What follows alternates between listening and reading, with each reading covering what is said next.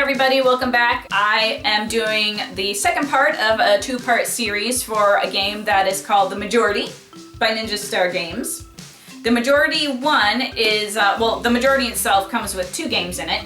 And if you were here last week with my previous video, I talked about the Majority 1, which is the multiplayer game in this box. This video is going to be about the Majority 2, which is the 2-player version of the Majority. So they're completely different, and I am going to be sharing with you the Majority 2 today. If you want to see how the multiplayer game works, feel free to check out my video that I did last week, which is the Majority 1. And so here we go with the Majority 2. Alrighty folks, this is the Majority 2.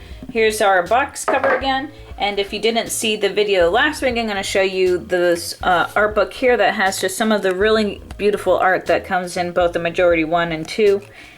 And you can see some of these art pieces are actually on the cards, but I wanted to give you a little sneak peek of the artwork to come. So in the Majority 2, you are playing against one player. In the Majority 2, there's only 2 players in the game.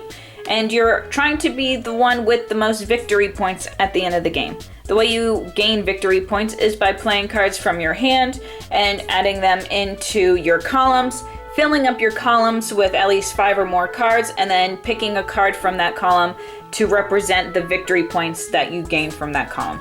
Might sound a little confusing, but once I get into the game and show you how you play, it's really easy. And we start the game here with 3 coins for each of our players. We also have our deck here, and each player is given 4 cards. Here's 4, here's 4. And these cards are actually not their hand, they are called the reserve.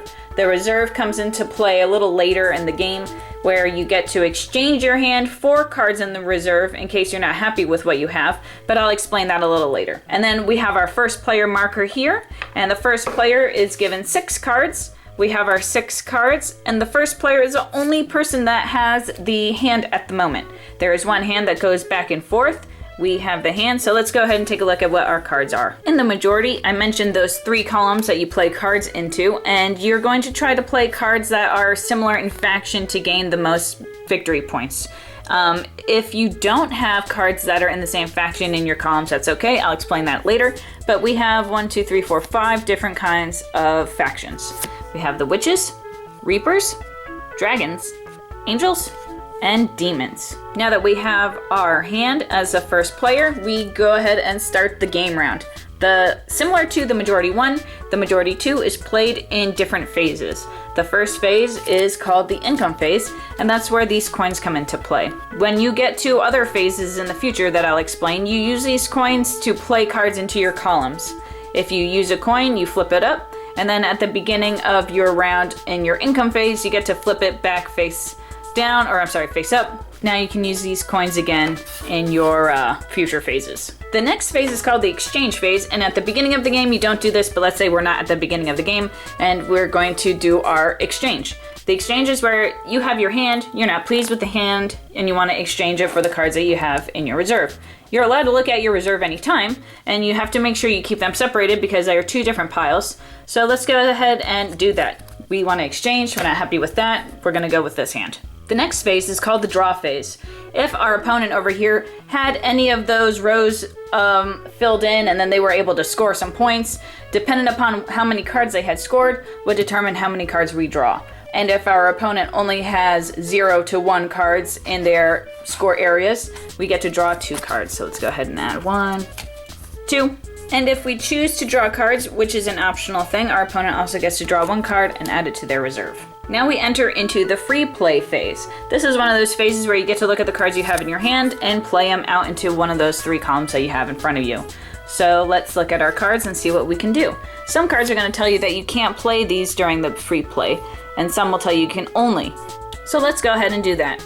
We choose to play this card, and we choose, there's 1, 2, let's get that over and say 3 here. So we'll play this in our first row. And our row is exactly opposite side of our opponent's row. So if you play a card that says that it affects your opponent's column, in this opposite column, that's what they're talking about, is here's 1, 2, 3, and then our opponent has 1, 2, 3. Now that we have done our free play phase, the next phase is called standard play, where you get to play more cards from your hand as long as you can afford to play them. The number here in the corner indicates how much it's going to cost, and right now we have our 3 coins here, and if we wanted to play any of these cards, we can. So let's go ahead and say we want to play this one in with our other witches in this column. So we flip these 3 here, face down to indicate we've used them because this costs 3, and then we play that here. Now that we have used all of the coins that we can, because we've used 3 to play for the 3, we take this hand, and it now becomes our opponent's hand. So they go ahead, take a look at it, and then they do their income phase, where they would flip their coins face up, and then they go through the same things with the drawing, with the exchanging, all that jazz. And then once their hand has been exhausted with what they can afford, they take their hand and pass it to you. So there's only one hand going back and forth at all times. All right, let's say we've gotten to a point in the game where we have a lot of cards out here. We have 4 in this column, a few here, a few over here, and our opponent has the same. And we have our hand here, and we get to a card that would make us get to 5 in this row. So let's say during our free play phase, we choose to play this card here, and then this row gets its 5th card. You take whichever card you want of the majority faction, which is witches, and you choose to have that card represent the factions as your score. This has 4 versus all of the rest of the witch cards that have 3 stars, so we would obviously want this one that has 4 victory points, and we choose to put that in our score area. The one thing I didn't talk about are these special abilities. The special abilities only activate when you're in the standard play phase. So if you have a card that you want to play during the free play phase, you are able to do so, but you aren't able to activate this special ability on the card.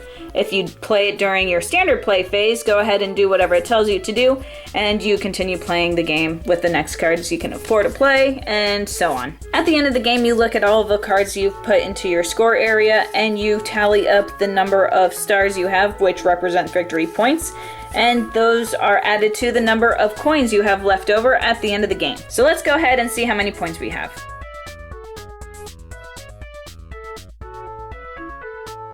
26 points, and that's basically the majority too. It's really easy once you learn all of the phases and you start learning how the cards play against each other and how they go against column to column, but it's a very fun 2-player game. I would recommend this one, and if you want to try one of those other games that has a similar kind of phases going through the game that you want it to be a multiplayer, check out the Majority 1.